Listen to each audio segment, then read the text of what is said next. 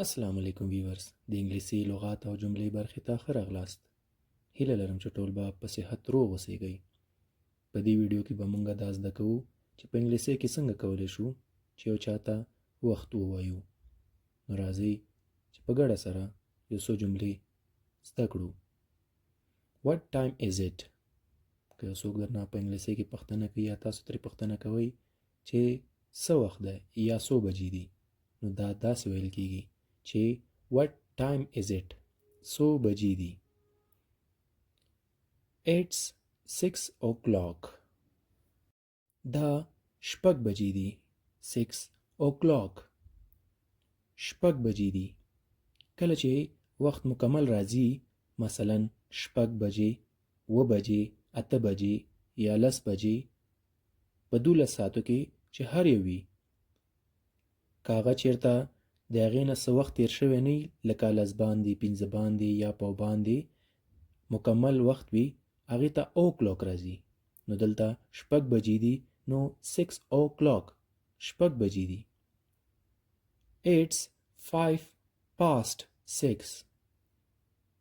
دا شپږو نه 15 دقیقې تېرې دي.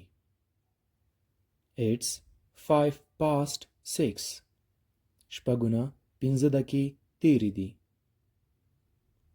It's 10 past 6. It's 10 past 6. دا 10 باندې شپږ بجې دي. 10 past 6 معنا 10 باندې شپږ بجې دي. It's quarter past 6. دا پاو باندې شپږ بجې دي. کوارټر 15% ته وایي یا پاو ته ویل کیږي. It's quarter past 6. دا پاو باندې شپږ بجې دي یا 15 دقیقې تېرې دي د شپږو نه. It's 20 past 6. دا شپږو نه 20 دقیقې تېرې دي یا 20 باندې شپږ بجې دي. It's half past 6. دا شپږ نیمې بجې دي. half نیم ته ویل کیږي، نو دلته شپږ نیمې بجې دي. It's half past 6. دا شپږ نیمې بجې دي. It's 10 to 7. دا 10 کم 7 بجې دي. ځکه 10 دقیقې 7 ته پاتې دي، نو ویل کیږي چې 10 کم 7 بجې دي. It's 7 o'clock.